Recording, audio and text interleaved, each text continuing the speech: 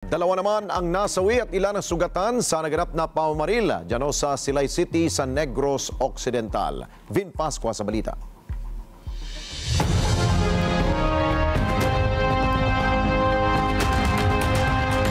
Dalawang lalaki ang nasawi at ilan pa ang sugatan sa insidente ng pamamaril na naganap ngayong umaga sa Barangay Mambulak, Silay City. Ayon sa paunang investigasyon, ang mga biktima ay nakatayo sa labas ng punong tanggapan ng Grupo Asenso nang biglang dumaan ang isang van na sinasakyan ng mga armadong sospek. Walang pasintabi, agad na pinaputukan ng mga sospek ang mga biktima bago tumakas sa lugar. Kinilala ng mga otoridad na isa sa mga tinitignang pangunahing suspect ay si Arnie Benedicto, ang kasalukuyang punong barangay ng Barangay Lantad. Ito ay ayon kay Police Colonel Rainiero de Chavez, Provincial Director ng Negros Occidental Police Provincial Office. Sa isang pahayag, kinumpirma ni Silay City Mayor Jodette Gallego na ang mga binaril ay mga taga-suporta niya na nagbabantay sa posibleng insidente ng vote buying sa lugar.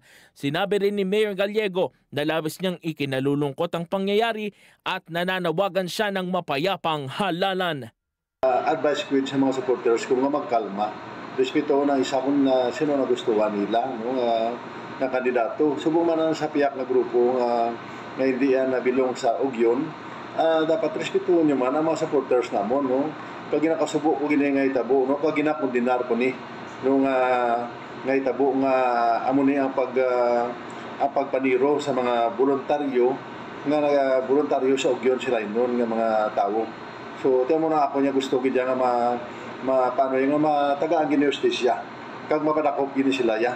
No, kaya hindi na yung saktong ilay ang ginapangimo. No? Amo na yung ako niya ginaano diriya, dapat ikwantaya ang kalinong pagkatawayan. Patuloy na nagsasagawa ng masusing investigasyon ng mga kapulisan. Hinihikayat ng sinumang may nalalaman tungkol sa insidente na makipag-ugnayan sa pulisya upang agad na mapanagot ang mga responsable. Para sa mata ng halalan, Vin Pascua, matatag, matapang, matapat.